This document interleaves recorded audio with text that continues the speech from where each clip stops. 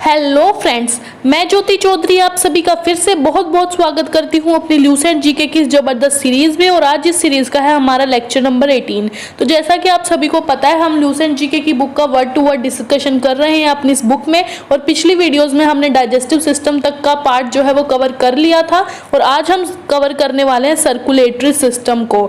और circulatory system को हम कवर करने वाले हैं वो भी डायग्राम्स की हेल्प से, जिससे कि आपको सर्कुलेटरी सिस्टम बहुत ही अच्छे से समझ आने वाला है। एंड ट्रस्ट में, अगर आप इस वीडियो को लास्ट तक देखते हैं तो आपका सर्कुलेटरी सिस्टम में जितने भी डाउट हैं वो क्लियर हो जाएंगे। तो आज की वीडियो में हम पढ़ेंगे ऑर्गन्स इन्वॉल्व्ड इन सर्कुलेटरी सिस्टम थ्रू डायग्राम्स। और अगर आप एसएससी, बैंक, रेलवे या किसी भी कॉम्पिटिटिव एग्जाम्स की तैयारी कर रहे हैं तो ये वीडियो आपके लिए काफ़ी ज़्यादा इंपॉर्टेंट होने वाला है। तो बने रहिए हमारे साथ वीडियो के एंड तक। तो देखो, सर्कुलेटरी सिस्टम होता क्या है। सर्कुलेटरी सिस्टम का मतलब क्या होता है कि ब्लड जो है वो हमारे पूरे के पूरे पार्ट्स में ऑक्सीजन को या किसी भी न्यूट्रिएंट्स वगैरह को कैसे पहुंचाता है। तो इसमें हम ब्लड की बात करेंगे, ठीक है। ब्लड्स में सारे के सारे न्यूट्रिएंट्स और ऑक्सीजन डिसॉल्व होता है। ऑक्सीजन को ब्लड अपनी पूरी की पूरी बॉडी में किस तरीके से पहुंचाता है वो हम आज की वीडियो में डिस्कस करने वाले हैं। तो सर्कुलेटरी सिस्टम जो है वो सबसे पहली बार the discovery of blood circulation was done by William Harvey in the year 1628। तो ब्लड सर्कुलेशन की जो डिस्कवरी की थी वो किसने की थी? विलियम हार्वे ने की थी 1628 में। तो ब्लड सर्कुलेशन में अपने 4 पार्ट्स हैं जो मेन है वो कवर होते हैं। सबसे पहला पार्ट जो है हार्ट, क्योंकि हार्ट से ही जो ब्लड है वो पंप होता है और हार्ट के थ्रू ही ब्लड को डिफरेंट बॉडी पार्ट्स तक पहुंचाया जाता है। तो हार्ट तो सर्कुलेटरी सिस्टम का बहुत इंपॉर्टेंट पार्ट है ही, वो तो सबको पता ही है। और उसके अलावा कौन कौन से इंपॉर्टेंट पार्ट हैं वो है, अगला इंपॉर्टेंट पार्ट जो है वो है आर्टरीज। अब देखो, आर्टरीज और वेन्स, आर्टरीज और वेन्स में क्या डिफरेंस है और ये क्या होती है, इनके बारे में हमें ये तो पता है कि सर्कुलेटरी सिस्टम जो ब्लड है हमारा, वो ब्लड जो है वो किसके थ्रू फ्लो करता है, वो हम नस जिसको बोलते हैं, नसें जो होते हैं उनके थ्रू फ्लो करता है। लेकिन वो भी अपनी 2 टाइप्स की होती हैं, पहला होता है आर्टरीज और दूसरा होता है वेन्स। अब इन दोनों में डिफरेंस क्या है, देखो इन दोनों में क्या डिफरेंस है आर्टरीज और वेन्स में। आर्टरीज जो होती हैं वो ब्लड को हार्ट से लेके बॉडीज तक, मान लो अगर अपना ये हार्ट है, ठीक है, हार्ट के आपको पता है ये 4 पोर्शन होते हैं, वो हम डिस्कस भी करेंगे आज की क्लास में। मान लो ये अपना हार्ट है, तो हार्ट से लेके बॉडी तक जो ब्लड लेके जाती है, हार्ट से लेके बॉडी तक जो ब्लड पहुंचाती है वो तो होती हैं आर्टरीज,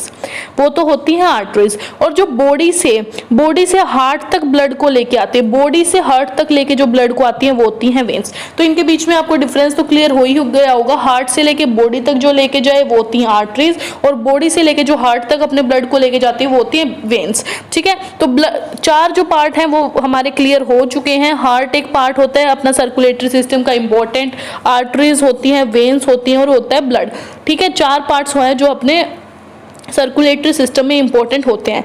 अब देखो हार्ट के बारे में बात करते हैं। हार्ट जो है it remain safe in the pericardial membrane. देखो पेरिकार्डियल मेम्ब्रेन क्या होते हैं, पेरिकार्डियम भी इसको बोलते हैं।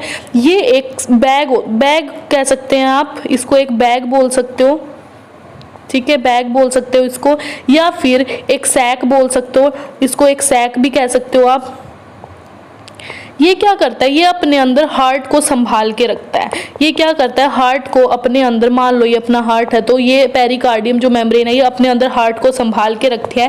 और इसका क्या क्या फंक्शन होता है, एक तो पहली बात तो ये हार्ट को प्रोटेक्ट करते हैं, इसको सेफ रखते हैं। और क्या फंक्शन हो सकता है, और ये जो अपनी चेस्ट होती है, चेस्ट के अंदर हार्ट को उसकी जगह पे बनाए रखती है। हार्ट को चेस्ट में उसकी प्लेस पर, उसकी करेक्ट प्लेस पर रखने का काम भी किसका होता है, वो होता है पेरिकार्डियल मेम्ब्रेन का। तो पेरिकार्डियल मेम्ब्रेन हमें क्लियर हो गया। पेरिकार्डियल मेम्ब्रेन क्या होता है, एक बैग लाइक स्ट्रक्चर या सैक लाइक स्ट्रक्चर होता है जिसके अंदर हमारा हार्ट जो है वो अपनी जगह पे रहता है और बिल्कुल सेफ रहता है, ठीक है, ये चीज क्लियर होगी।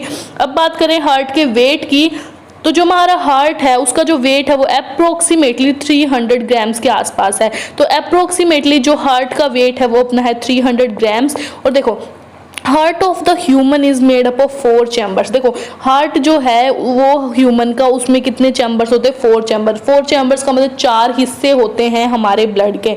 तो ब्लड का हार्ट के जो है वो 4 हिस्से होते हैं हमारे, उसको हम डायग्राम की हेल्प से भी देखेंगे। तो 4 हिस्सों में देखो एंटीरियर साइड का मतलब होता है, एंटीरियर साइड का मतलब होता है फ्रंट वाला हिस्सा। जो फ्रंट वाला हिस्सा होता है उसको हमने यहाँ पे एंटीरियर साइड बोला है। एंटीरियर साइड में हमारे पास एक तो है राइट ओरिकल और लेफ्ट ओरिकल। ओरिकल। ओरिकल्स को हम एट्रियम भी बोलते हैं। देखो दोनों जो वर्ड है वो ओरिकल और एट्रियम दोनों ही वर्ड यूज किए जाते हैं इनके लिए, तो इसको ध्यान रखना है, कहीं एट्रियम यूज हो रहा है या ओरिकल यूज हो रहा है, सेम ही है। तो जो हार्ट, जो सामने वाला हिस्सा है हार्ट का, वहां पे होता है राइट ओरिकल और लेफ्ट ओरिकल, और जो पोस्टीरियर पार्ट यानी कि पीछे वाला हिस्सा है, पीछे वाला हिस्सा है उसको वो होता है, उसमें क्या होता है राइट वेंट्रिकल और लेफ्ट वेंट्रिकल। ठीक है भाई, राइट वेंट्रिकल और लेफ्ट वेंट्रिकल। अब देखो ये वेंट्रिकल और ओरिकल क्या होते हैं इनको समझते हैं एक बार। उससे पहले एंटीरियर और पोस्टीरियर को कैसे याद रख सकते हो, तो ये देखो ए से एंटीरियर, ए से आगे, पी से पोस्टीरियर, पी से पीछे, इस तरीके से आप याद रख सकते हो इनको। ठीक है, राइट ओरिकल और लेफ्ट ओरिकल आगे है, राइट वेंट्रिकल और लेफ्ट वेंट्रिकल पीछे है। तो एक बार जल्दी से हार्ट के डायग्राम को देखते हैं और समझते हैं इसको कि किस तरीके से हार्ट का डायग्राम होता है और चार चैम्बर्स कैसे होते हैं। देखो ये है अपना हार्ट, ये अपना हार्ट है। अब इसमें देखो जो ये वाला हिस्सा है, ये वाला पोर्शन है, ये अपना है राइट एट्रियम या इसको राइट ओरिकल भी बोल सकते हो।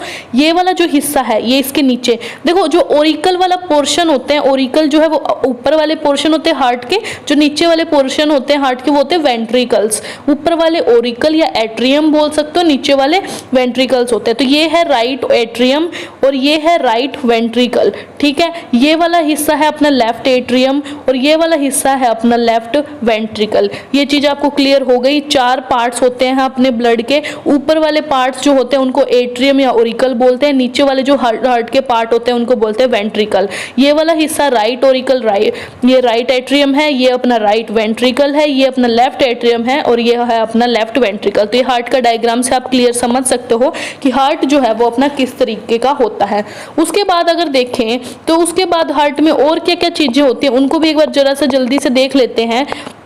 देखो between the right auricle and the right ventricle there is a tricuspid valve. Tricuspid valve का क्या मतलब होता है, देखो वोल्व होते क्या और वोल्व का फंक्शन क्या होता है, इनको एक बार जल्दी से समझने की बहुत ज़्यादा ज़रूरत है। वोल्व जो है एक इंपॉर्टेंट पार्ट होता है अपना सर्कुलेटरी सिस्टम का।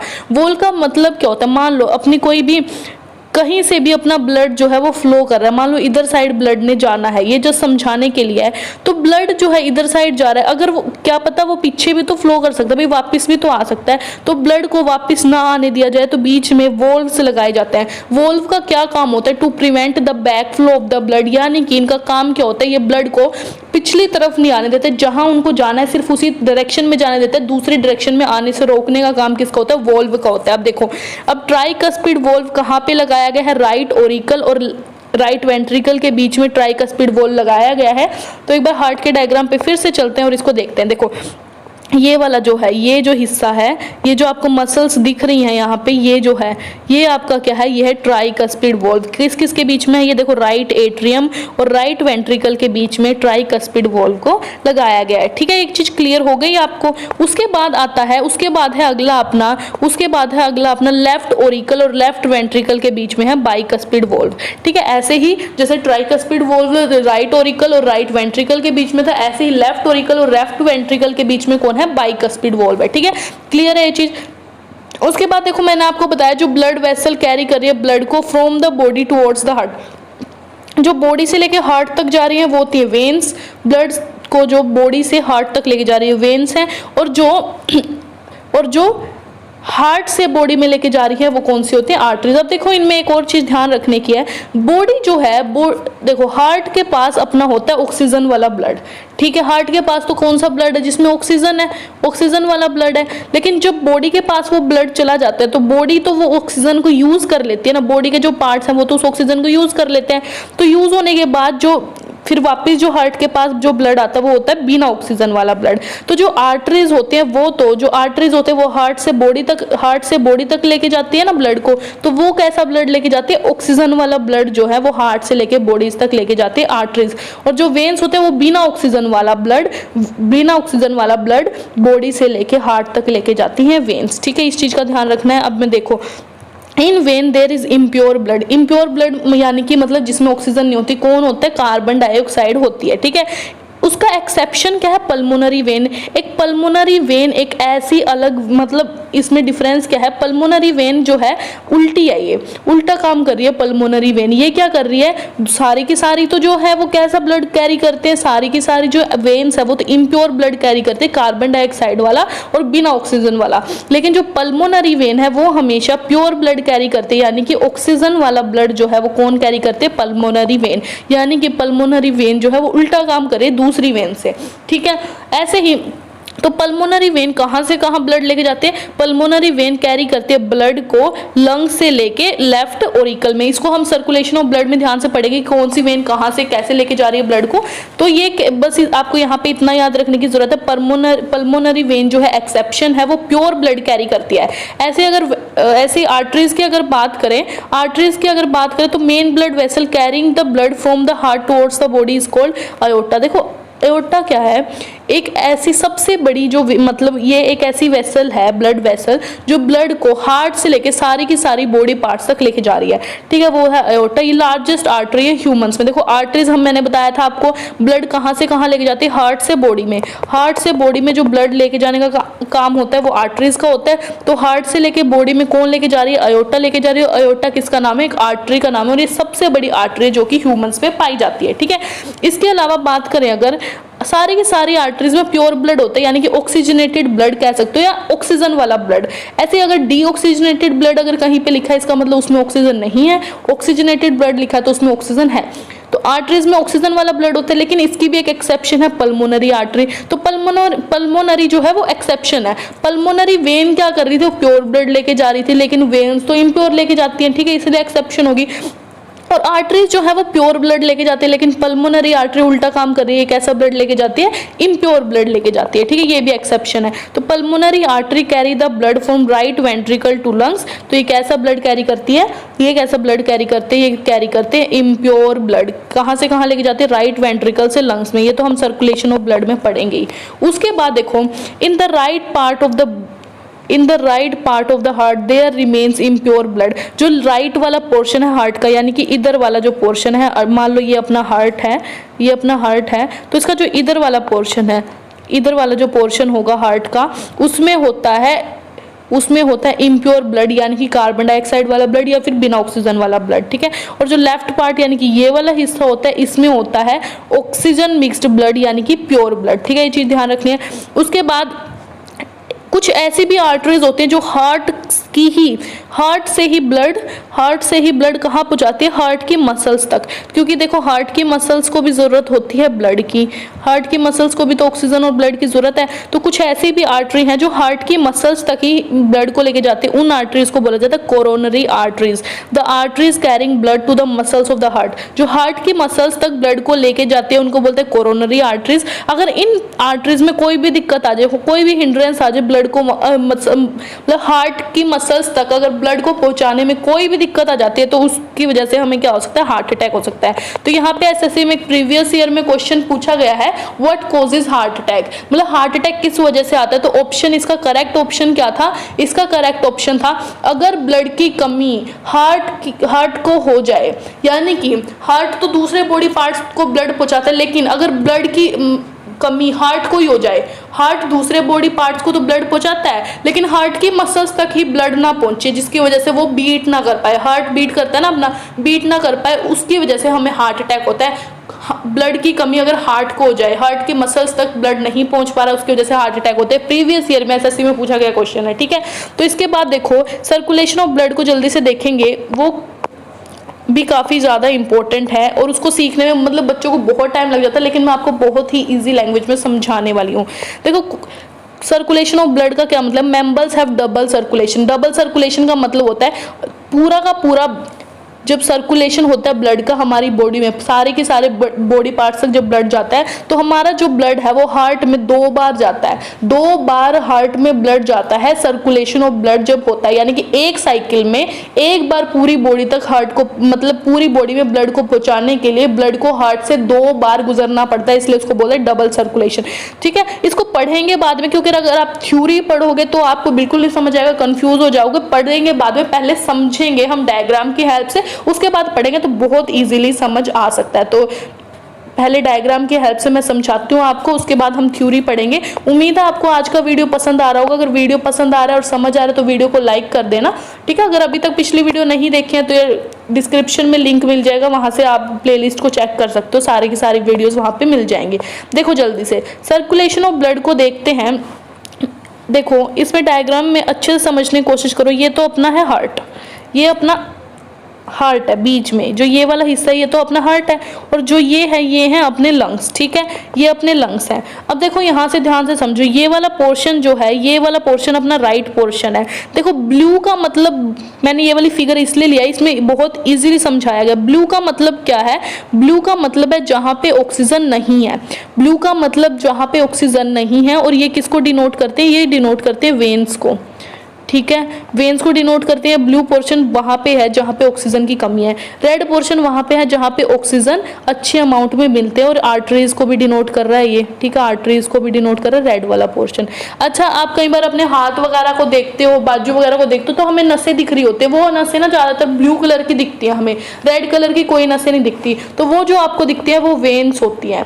जो हमें दिखती है ना आंखों से, वो वेन्स होते हैं, क्योंकि जो आर्टरीज होते हैं ना वो अपनी बॉडीज में अंदर की साइड यानी कि डीप जो है वो होती हैं, इसलिए वो हमें अपनी आंखों से नहीं दिखती। लेकिन जो वेन्स होते हैं वो ऊपर वाली साइड होती है, यानी कि अपनी स्किन के नजदीक होते हैं, इसलिए आप वेन्स को देख सकते हो। तो जो आपको नसें दिखती हैं वो हमेशा ज्यादातर मतलब ब्लू कलर की होती है। तो वो आपको कौन दिखते हैं? वो आपको दिखते हैं वेन्स। तो एक बार जल्दी से सर्कुलेशन को समझते हैं। देखो क्या होगा, आपका डीऑक्सीजनेटेड ब्लड यानी कि बिना ऑक्सीजन वाला ब्लड कहाँ पे आता है? बिना ऑक्सीजन, यहाँ से अपना सर्कुलेशन स्टार्ट होता है। बिना ऑक्सीजन वाला ब्लड कहाँ पे आता है? राइट एट्रियम में। तो राइट एट्रियम में अपना बिना ऑक्सीजन वाला ब्लड आता है, क्योंकि ब्लू का मतलब तो बिना ही ऑक्सीजन वाला है, ठीक है। बिना ऑक्सीजन वाला ब्लड आता है राइट एट्रियम में। राइट एट्रियम के बाद वो कहाँ जाता है? वो उसको इस पोर्शन के थ्रू राइट वेंट्रिकल में पहुंचा देता है। क्लियर हो रही है ये चीज? यहाँ से ध्यान से समझो इसको। सबसे पहले ब्लड जो बिना ऑक्सीजन वाला आता है वो आता है राइट एट्रियम में, राइट एट्रियम में आता है। राइट एट्रियम उसको कहाँ पे पहुंचा देता है? यहाँ पे पहुंचा देता है राइट वेंट्रिकल में, ठीक है। ये चीज होगी क्लियर? ये चीज होगी क्लियर? उसके बाद क्या होता है? जो ब्लड होता है वो राइट वेंट्रिकल से जाता है, क्योंकि अब उसके पास ऑक्सीजन तो है नहीं ब्लड के पास, तो वो ऑक्सीजन को लेके आएगा। लेके कहाँ से आएगा? लंग्स में। लंग्स में ही तो हमारी ऑक्सीजन होती है, क्योंकि हम जब सांस लेते हैं ऑक्सीजन लेते हैं, वो लंग्स में तो जाता है। तो लंग्स से वो ऑक्सीजन लेके आएगा, तो लंग्स, इसी ब्लड को लंग्स में भेजा जाता है। वो किसके थ्रू भेजा जाता है? पल्मोनरी आर्टरी के थ्रू। देखो हमने अभी बात करी थी पल्मोनरी आर्टरी उल्टा काम करे, वो बिना ऑक्सीजन वाला ब्लड लेके जा रही है ना। तो देखो पल्मोनरी आर्टरी ये आ गई अपनी। तो पल्मोनरी आर्टरी ये वाली है, ये क्या करे? बिना ऑक्सीजन वाला ब्लड कहाँ से लेके जा रही है? राइट वेंट्रिकल से लेके जा रही है, और कहाँ लेके जा रही है? लंग्स तक लेके जा रही है, ठीक है। अब आपको याद या रट्टा मारने की जरूरत नहीं, आप याद रख सकते हो। राइट वेंट्रिकल से ब्लड कौन लेके जा रहा है? लंग्स तक पल्मोनरी आर्टरी। और कैसा ब्लड लेके जा रही है? वो बिना ऑक्सीजन वाला ब्लड, ठीक है। अब यहाँ पे जब लंग्स में ब्लड आ गया तो उसके अंदर ऑक्सीजन मिक्स कर दी जाएगी, क्योंकि लंग्स के पास तो ऑक्सीजन है, हमने सांस लेके वहीं तो ऑक्सीजन पहुंचाई है। अब वहां पे आ गई अपनी ऑक्सीजन। फिर लंग्स से ऑक्सीजन वाला ब्लड कौन लेके जा रही है? पल्मोनरी वेन लेके जा रही है। कहां पे लेके जा रही है? वो लेके जा रही है लेफ्ट एट्रियम में, लेफ्ट एट्रियम में। तो जो पल्मोनरी वेन है वो ऑक्सीजन वाला ब्लड कहां लेके जा रही है? लेफ्ट एट्रियम में। लेफ्ट एट्रियम जो है वो ब्लड को कहां पहुंचा देगा? नीचे की तरफ, यानी कि लेफ्ट वेंट्रिकल में पहुंचा देगा, लेफ्ट वेंट्रिकल में पहुंचा देगा। और लेफ्ट वेंट्रिकल से ब्लड जो है, लेफ्ट वेंट्रिकल से ब्लड जो है वो इसके थ्रू, ये जो पोर्शन है अयोटा, मैंने बताया था अयोटा सबसे बड़ी आर्टरी होती है, और ये हार्ट से ब्लड पूरी बॉडी पार्ट तक पहुंचाती है। तो देखो कहां से स्टार्ट हो रहा है? लेफ्ट वेंट्रिकल से अयोटा जो है, लेफ्ट वेंट्रिकल से अयोटा पूरे के पूरी बॉडी पार्ट्स तक ब्लड पहुंचा देते हैं। ये आप समझ सकते हो अपने बॉडी पार्ट्स हैं, क्योंकि ये पेरिफेरल टिश्यू है, कैपिलरीज हैं, यहाँ से अपना ब्लड सारी बॉडी तक पहुंच जाएगा, ठीक है। उम्मीद है बहुत अच्छे से समझ आ गया। फिर भी मैं एक बार रिपीट कर देती हूँ। बिना ऑक्सीजन वाला ब्लड आपका सबसे पहले जाता है राइट एट्रियम में। राइट एट्रियम के बाद राइट एट्रियम उसको राइट वेंट्रिकल में भेज देता है। राइट वेंट्रिकल उस ब्लड को कहाँ पे भेज देता है? पल्मोनरी आर्टरी के थ्रू लंग्स में। लंग्स में जाने के बाद उसमें ऑक्सीजन मिक्स कर दी जाती है। ऑक्सीजन मिक्स होने के बाद पल्मोनरी वेन, पल्मोनरी जो वेन होती है वो उसको ऑक्सीजन वाले ब्लड को लेके जाती है लेफ्ट एट्रियम में। लेफ्ट एट्रियम के बाद जो ब्लड जाता है लेफ्ट वेंट्रिकल में, और लेफ्ट वेंट्रिकल से ऑक्सीजन वाला ब्लड अयोटा यानी कि आर्टरी के थ्रू सारे के सारी बॉडी पार्ट्स में पहुंचाया जाता है। तो एक बार इस चीज को एक बार जल्दी से देखते हैं।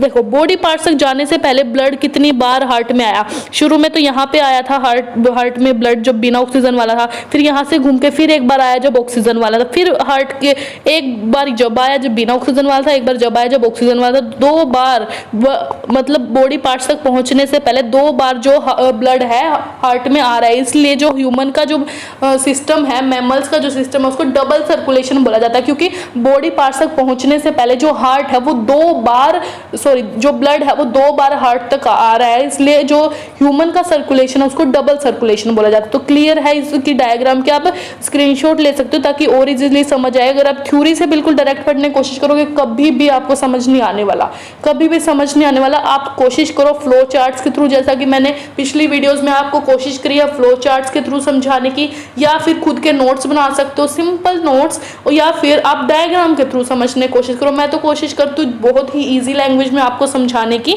क्योंकि थ्योरी में से पढ़ोगे तो जल्दी भूल जाओगे, कभी याद रट्टा तो लगा के नहीं सिलेक्शन ले सकते आप। तो अब इसका थ्योरी पढ़ते हैं, अब समझ आएगा थ्योरी। अब देखो थ्योरी क्या कह रही है। देखो मैमल्स का डबल सर्कुलेशन है, ये चीज हमें समझ आ गई, क्योंकि हार्ट में 2 बार ब्लड आ रहा था ना, एक बार बिना ऑक्सीजन वाला और एक बार ऑक्सीजन वाला। अब आपको रट्टा मारने की जरूरत नहीं है। तो इसका मतलब जो ब्लड है उसको 2 बार हार्ट को क्रॉस करना पड़ रहा है पूरी बॉडी में सर्कुलेट होने से पहले। हाँ जी बिल्कुल करना पड़ रहा है, हमने देख लिया। तो ब्लड देखो, अब सर्कुलेशन जो मैंने आपको समझाई है वही चीज बिल्कुल एज इट इज लिखी हुई मिलेगी आपको। आप कहोगे हाँ जी बिल्कुल अच्छे से समझ आ गया। देखो right atrium receive impure blood, तो इम्प्योर ब्लड यानी कि बिना ऑक्सीजन वाला ब्लड कहाँ पे आता है, राइट ऑरिकल यानी कि राइट एट्रियम में। फिर वो क्या करता है, उसको कहाँ पहुंचा देता है, राइट वेंट्रिकल यानी कि नीचे वाले पोर्शन में। वहां से ब्लड जो है वो पल्मोनरी आर्टरी लेके जाती है लंग्स में प्योरिफिकेशन के लिए, बिना ऑक्सीजन वाला ब्लड। फिर प्योरिफिकेशन हो जाती है, उसमें ऑक्सीजन मिल जाता है, वो फिर कहाँ आता है, पल्मोनरी वेन के थ्रू कहाँ पे आता है, हार्ट में आता है, यानी कि लेफ्ट एट्रियम में आता है। उसके बाद लेफ्ट एट्रियम उसको लेफ्ट वेंट्रिकल में पहुंचा देता है, और लेफ्ट वेंट्रिकल जो है वो प्योरीफाइड ब्लड को अयोटा के थ्रू डिफरेंट ऑर्गन्स तक पहुंचा देता है। तो यार समझ आ गया होगा। कोशिश करो कि मतलब डायग्राम के थ्रू समझो, डायग्राम के थ्रू आपको बहुत इजीली समझ आने वाला है।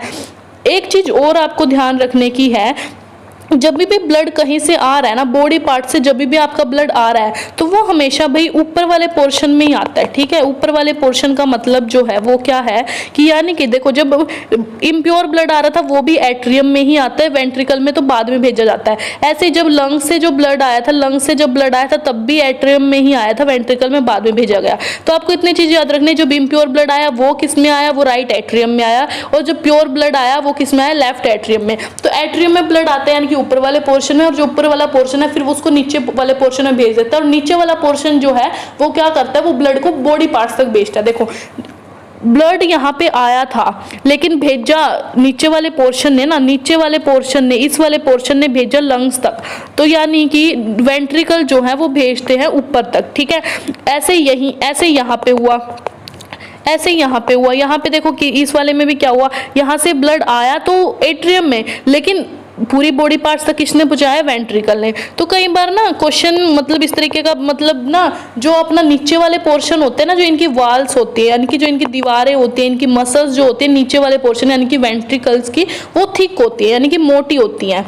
ठीक, यानी कि मोटी होती है। अब क्यों होती है, क्योंकि भाई इनको ज्यादा जोर लगाना पड़ेगा ना, ये तो सिर्फ रिसीव कर रहे हैं ब्लड को, लेकिन ये वाला जो पोर्शन है, नीचे वाला पोर्शन कितनी दूर तक ब्लड को भेज रहा है, ये वाला देखो लंग्स तक पहुंचा रहा है, और ये वाला सारे बॉडी पार्ट्स तक पहुंचा रहा है। तो इन जो नीचे वाले पोर्शन है, इनकी वॉल्स जो दीवारें हैं यानी कि मसल्स है, मोटी होती है, क्योंकि इनको ज्यादा जोर लगाना पड़ता है, दूर तक ब्लड को पहुंचाना पड़ता है। ये चीज ध्यान रखने। और ब्लड रिसीव हमेशा ऊपर वाले पोर्शन में होता है, ऊपर वाले पोर्शन में आता है, और नीचे वाला पोर्शन जो है भेजता है ब्लड को। तो ये चीज ध्यान रखनी है यहाँ पे, ये इंपॉर्टेंट पार्ट था। तो सर्कुलेशन मेरे हिसाब से तो समझ आ जाने चाहिए। फिर भी कोई डाउट रहता है हमेशा की तरह मैं वही कहूंगी, कमेंट सेक्शन में बता देना जरूर से। आपका डाउट जो है जरूर से डिस्कस किया जाएगा अगली वीडियो में, और साथ के साथ यार मैं रिप्लाई तो सबका कर ही देती हूँ। ठीक है, उसके बाद देखो सर्कुलेशन में जो ये सर्कुलेशन हमने पढ़ा ना, पूरा का पूरा जो साइकिल पढ़ा, ब्लड का इम्प्योर होने का, फिर प्योर होने का, फिर पूरी बॉडी पार्ट्स तक पहुंचाने का, इसको बोलते हैं cardiac cycle. Cardiac cycle, cardiac का मैंने वर्ड का पहले भी मतलब डिस्कशन किया है, जहां पे भी कार्डियक वर्ड यूज होता है इसका मतलब हार्ट होता है,